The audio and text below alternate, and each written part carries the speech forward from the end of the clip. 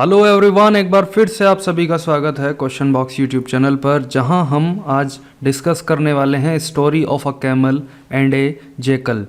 साथियों, आज की स्टोरी थोड़ी छोटी है लेकिन बहुत ज़्यादा इंटरेस्टिंग रहने वाली है और साथ ही बहुत कुछ सीखने के लिए आपको मिलने वाला है।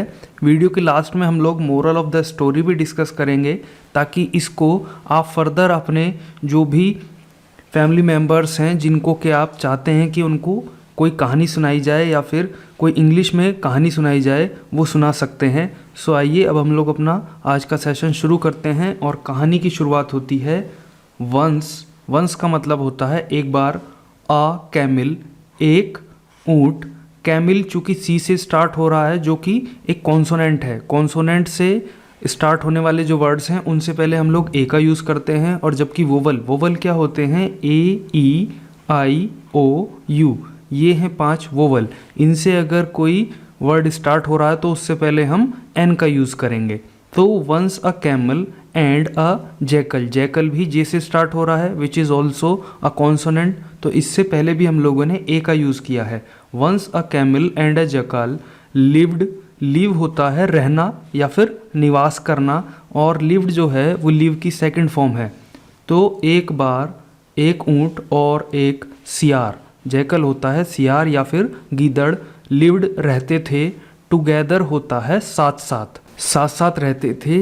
इन का मतलब होता है में, और ए का मतलब एक, डेंस होता है घना, और फॉरेस्ट होता है जंगल। एक घने जंगल में रहते थे। कौन कौन रहते थे? एक कैमल और एक जैकल, एक ऊँट और एक सियार।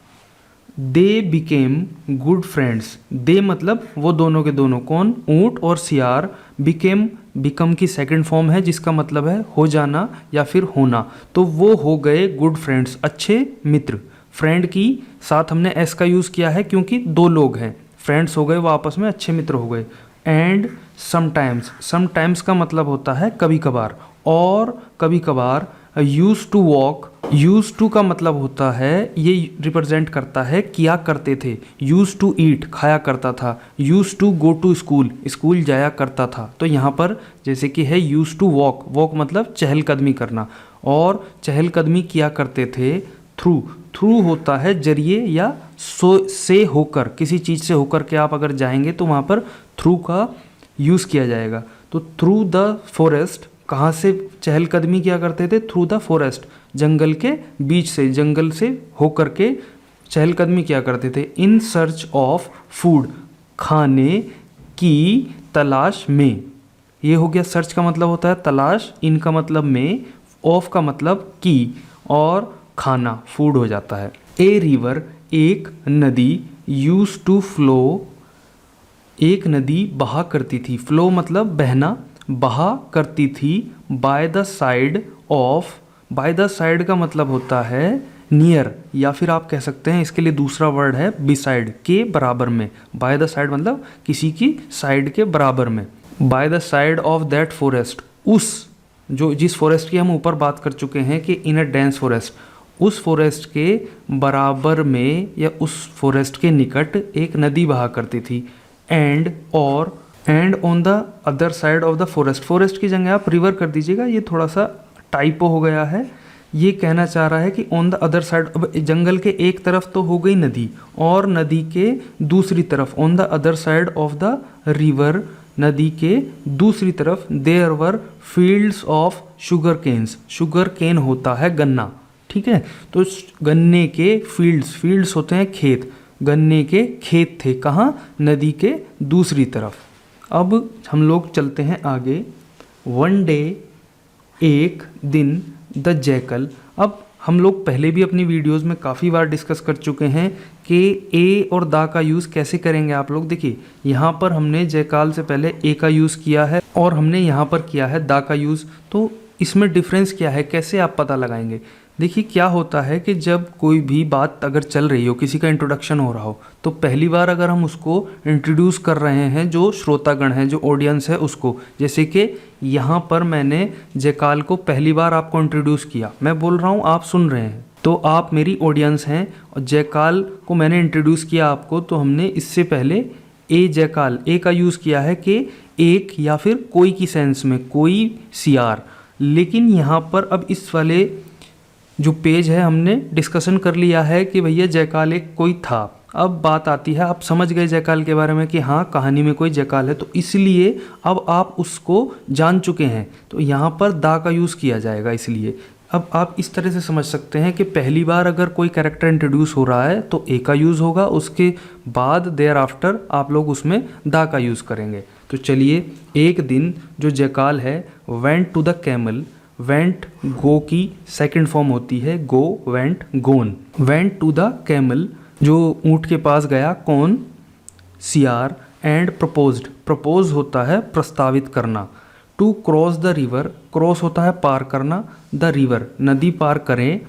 To enjoy the sugar cane, गन्नों का आनंद लेने के लिए, गन्नों का मज़ा लेने के लिए, गन्नों का मज़ा लेने के लिए नदी पार की जाए। ऐसा किसने प्रस्तावित किया?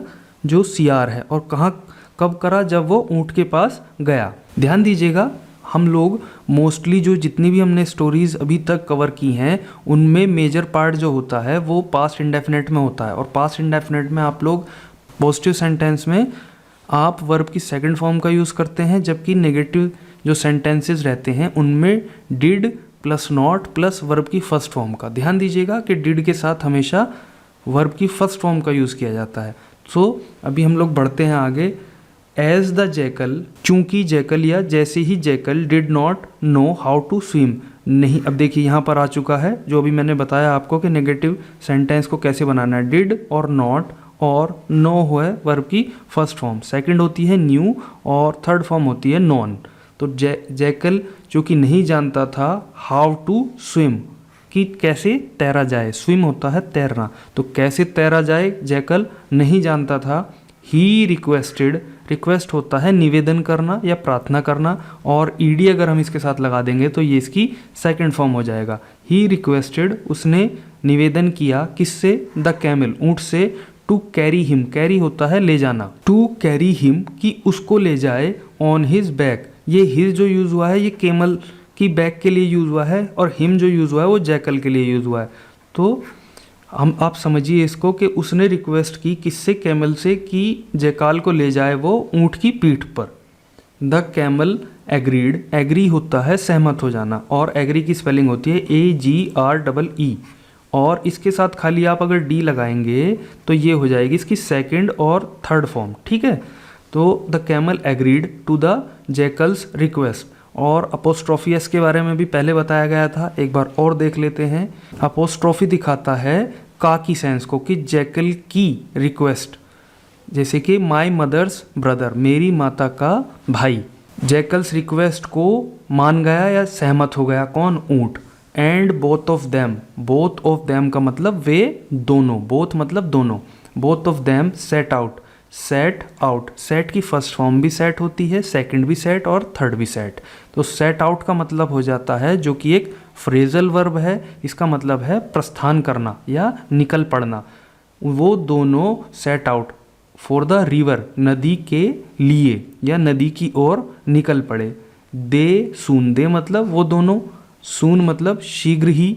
रीच्ड, रीच होता है पहुंचना, और ईडी इसकी सेकंड फॉर्म हो जाएगी। तो रीच्ड द बैंक, बैंक होता है किनारा, किसका? ऑफ द रिवर, नदी का किनारा या नदी के किनारे पर पहुंच गए। देयर आफ्टर, उसके बाद। The camel carried the jackal on his back and cross the river, उसके बाद क्या हुआ? जब वो दोनों वहाँ पर पहुँच गए तो जो कैमल है उसने जयकाल को अपनी उसकी पीठ पर, ऑन हिज बैक मतलब उसकी पीठ पर लादा, और क्रॉस द रिवर, नदी पार कर ली। अब तक हम लोगों ने समझ लिया है कि एक जंगल में दो जीव रहते थे, एक कैमल और एक जैकल। दोनों काफ़ी अच्छे मित्र हो गए थे, और एक बार उन्होंने जो है नदी पार एक गन्ने का खेत देखा, जो कि उनको मन हुआ कि वहाँ जाया जाए। ऐसा प्रपोज किया जैकल ने, सियार ने प्रपोज किया ऊँट को कि भाई आप मुझे अपनी पीठ पे ले चलो, और हुआ भी ऐसा ही। वो लोग पीठ पे, ऊँट की पीठ पे जैकल सवार हुआ और उन दोनों ने नदी पार कर दी। अब हम लोग बढ़ते हैं अपनी कहानी में आगे। Having reached on the other side of the river, पहुँचने पर, हैविंग या हैव रीच्ड मतलब पहुंचने के बाद वाली बात बता रहे हैं कि पहुंचने पर on the other side of the river, नदी के दूसरी ओर, अदर मतलब दूसरा, साइड मतलब और, ऑफ द रिवर नदी के दूसरी ओर पहुंचने पर they begin to eat the sugar canes, उन्होंने खाना शुरू कर दिया, खाना शुरू कर दिया, begin, began, began, first form होती है बिगिन, सेकंड बिगैन जो कि यहाँ पर है, और थर्ड फॉर्म होती है बिगन। तो they begin to eat the sugar canes, और उन्होंने गन्नों को खाना शुरू कर दिया। The jackal was soon satisfied, was के साथ में वर्ब की थर्ड फॉर्म का यूज़ हुआ है जो कि होता है पैसिव वॉइस में। एक्टिव वॉइस में आप लोग वर्ब की फर्स्ट फॉर्म प्लस उसके साथ आईएनजी का यूज़ करते हैं, तो ये यहाँ पर है पैसिव वॉइस कि द जैकाल वाज सून, सून मतलब शीघ्र ही, जल्दी ही सेटिस्फाई हो गया। सेटिस्फाई का मतलब होता है संतुष्ट होना। But camel was yet hungry, लेकिन जो ऊँट था वाज अभी तक, येट होता है अभी तक, हंग्री होता है भूखा, लेकिन जो ऊँट था वो अभी तक भूखा था। The jackal began to howl loudly, howl होता है हुकना, जैसे कि कुत्ते अपनी आवाज़ निकालते हैं ज़ोर ज़ोर से, या फिर भेड़िए या फिर सियार, ये तीनों एक ही तरह की आवाज़ निकालते हैं जिसको बोला जाता है हॉल। तो बिगेन टू हॉल लाउडली, ज़ोर ज़ोर से, लाउड होता है ज़ोर और लाउडली हो जाएगा ज़ोर ज़ोर से। तो जो सियार है उसने ज़ोर ज़ोर तरीके से हुकना शुरू कर दिया। द कैमल, ये एल और लगा लीजिए, द कैमल स्टॉप्ड हिम, जो ऊँट है उसने स्टॉप किया जैकल को, हिम मतलब जैकल के लिए यूज़ हुआ है। फ्रॉम डूइंग सो, ऐसा, सो मतलब ऐसा, ऐसा करने से उसको रोका, किसने, कैमल ने। लेकिन बट द जैकल सेड, लेकिन जो सियार है, गीदड़ है, वो बोला, दैट कि इट वाज हिज हैबिट, कि ये, इट मतलब ये थी उसकी आदत, हैबिट मतलब आदत, to howl after meals, meals मतलब भोजन, भोजन के बाद, आफ्टर मतलब बाद, भोजन के बाद हुकना, कि भाई ये मेरी आदत है, मुझे जो है भोजन के बाद हुकने की इच्छा होती है, ऐसी आदत है मेरी।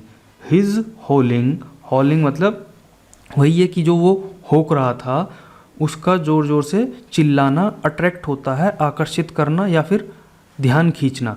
तो उसकी जो हॉलिंग है उसने ध्यान खींच लिया। The attention, attracted the attention मतलब ध्यान खींच लिया, ऑफ द फार्मर्स, किनका, किसानों का। अब बात यहाँ तक आ चुकी है कि भाई उन्होंने खाना शुरू किया और भैया छोटा पेट था सियार का, वो जल्दी भर गया, उसने फिर जो है अपना हॉलिंग शुरू कर दी, हुकना। खुश इतना था वो कि भैया उस पर रुका नहीं गया। उसके बाद में ऐसे ही चलता रहा तो फार्मर्स का ध्यान गया कि कहाँ किस प्रकार की आवाज़ आ रही है। अब हम लोग देखते हैं आगे।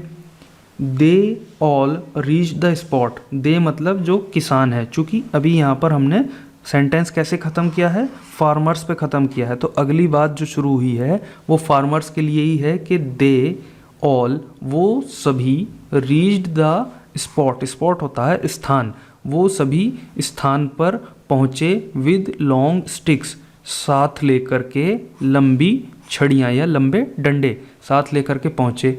द जैकल जो सियार है, डिसअपेयर्ड होता है गायब हो जाना या फिर वहाँ से भाग जाना, disappeared in a bush, Bush होता है झाड़ी, एक झाड़ी में गायब हो गया।